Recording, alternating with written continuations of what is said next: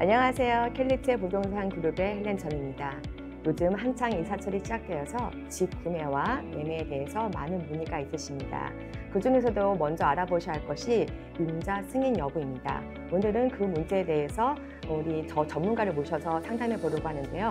안녕하세요, 이사 씨. 안녕하세요. 반갑습니다. 브리즈웨이 랜딩 파트너의 리사송입니다. 잘 지내셨죠? 안녕하세요.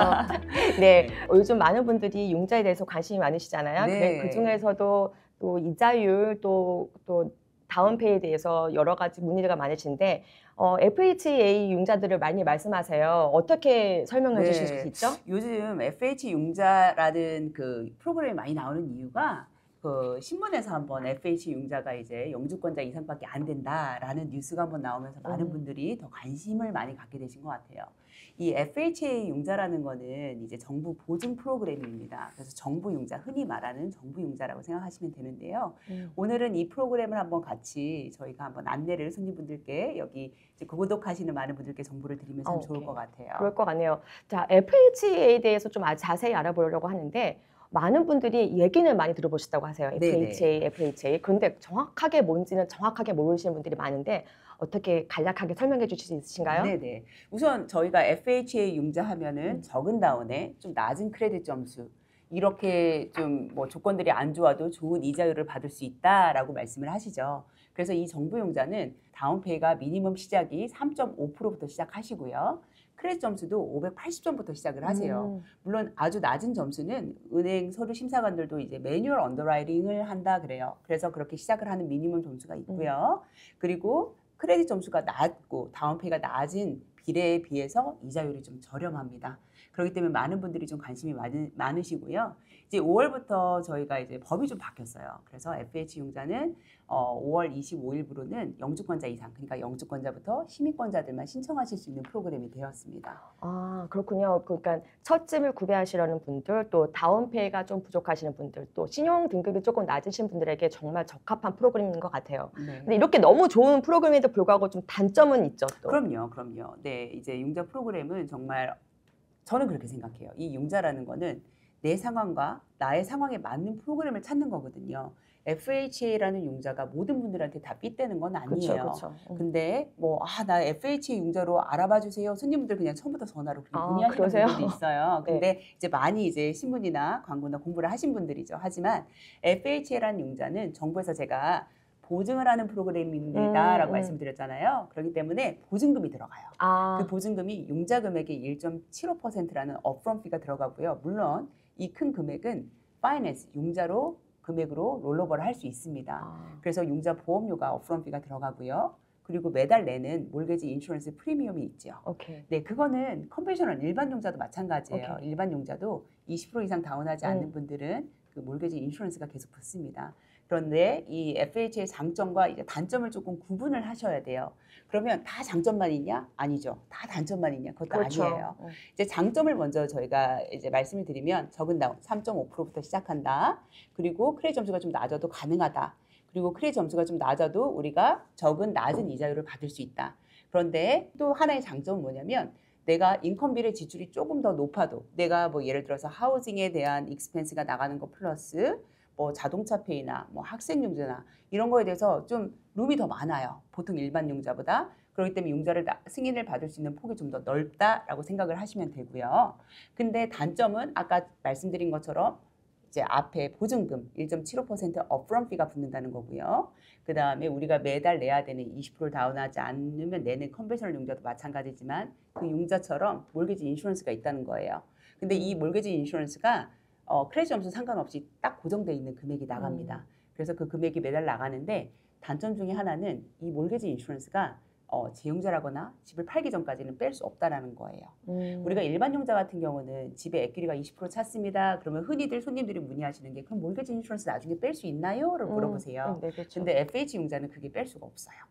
그렇기 때문에 뺄 수 없다라는 걸 기억하시면서 우리가 추후에는 크레딧도 좀 더 좋아지고 인컴도 조금 더 좋아지고 집에 에퀴리도 쌓이면 재융자를 해야지라는 생각으로 좀 이 프로그램을 좀 접하시면 좋겠다는 생각이 듭니다. 네, 그러면 지금 FHA하고 컨벤셔널 융자가 있잖아요. 네. 두 개 좀 약간 더 비교해 주실 수 있으신가요? 네네. 그러면 이렇게 생각을 해볼게요. FH 융자는 미니멈 다운페이가 얼마냐? 3.5%입니다. 근데 컨벤셔널은 얼마냐? 물론 3%부터 시작을 해요. 그러면 FH보다 더 낮네? 하지만 인컴에 따라서 달라집니다. 그러니까 3%부터 20%, 뭐 30%, 40%다 가능하시고요. 그 다음에 또 신용 점수는 몇 점이 미니멈이냐라는 질문을 또 하시죠. 그러면 FH는 580점입니다. 라고 말씀을 드리고요. 컨벤셔널 융자, 일반 융자는 620점입니다. 라고 말씀을 드려요. 그러면 또 몰개지 보험료는 어떻게 되냐라고 물어보시면 FH에는 무조건 20%를 다운하시던 30%를 다운하시던 몰개지 인슈런스를 내셔야 됩니다. 그런데 일반 융자는 저희가 20%를 다운하시면 몰개지 보험료가 없으시고요. 그 다음에 3%부터 20% 미만의 다운페이는 몰개지 보험료가 붙게 되는 거예요. 그리고 자격 조건으로 이제 가보면은요, 저희가 이제 최근에 뉴스에서 제일 많이 나온 그 자격 조건이 이제 FHA 같은 경우는 영주권자부터 시민권자까지 가능하시고요. 정부 융자니까요. 그리고 일반 융자 같은 경우는 우리가 영주권, 시민권뿐만이 아니라 미국에서 합법적으로 일을 할 수 있는 비자를 가지신 분들은 다 가능하십니다. 이자도 우리가 낮은 크레딧 점수 하면 FH 융자 같은 경우는 우리가 580점이나 620이나 물론 점수가 높으신 분들은 더 이자가 낮아지시는 건 맞아요. 하지만 우리가 생각한 것처럼 너무나 많이 올라가진 않아요. 그렇기 때문에 낮은 점수에 비해서 이자율이 좀 낮다라고 평균적으로 나와 있고요. 컨벤셔널 이자 같은 경우는요, 저희가 어떤 조건으로 결정이 되냐면 크레딧 점수, 다운페이에 따라서 결정이 되고요.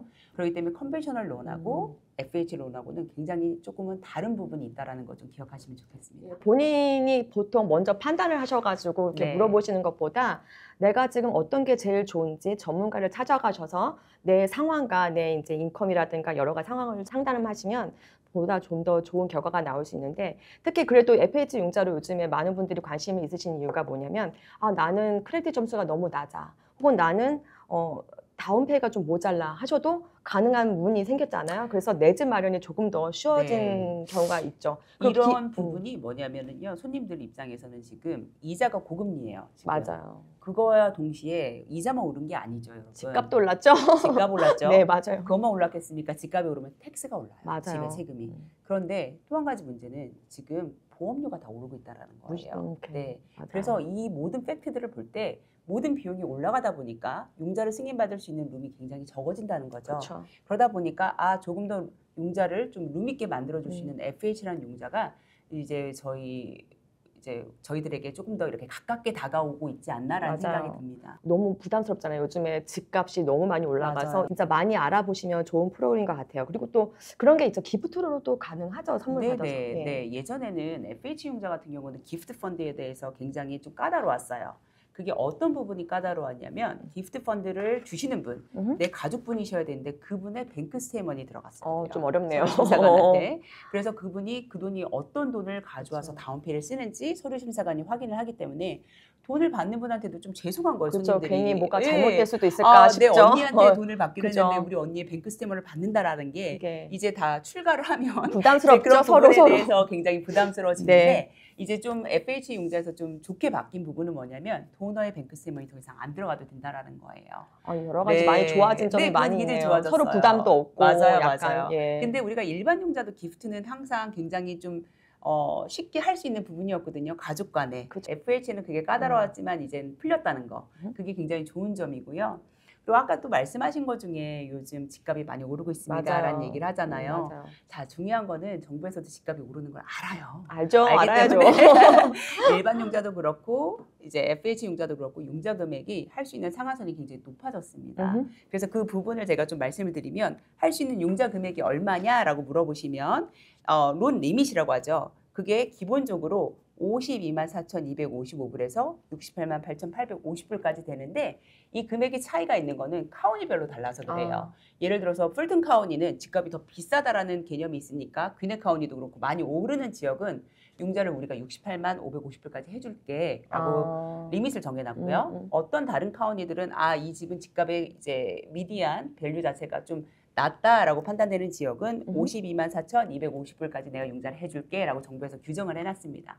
그렇기 때문에 내가 막 밀리언짜리 집 사서 80만 불 융자할 때 FH 융자 안 됩니다. 그렇기 때문에 이런 것들 좀 아시면 좋을 것 같아요. 자, 그러면 FH 융자는 어떤 분들에게 가장 좋은 프로그램이죠? 크레딧 점수가 내가 좀 보통 좀 낮다라고 생각하시는 분들, 그리고 좀 적은 다운을 원하시는 분들, 그리고 내가 이제 보시는 그 인컴 투 내 인컴이 난 조금 낮은 것 같아요. 근데 내가 학생 아이들도 코사인해줬고 조금 채무가 있습니다. 이런 분들한테는 좀 적합한 프로그램이고요.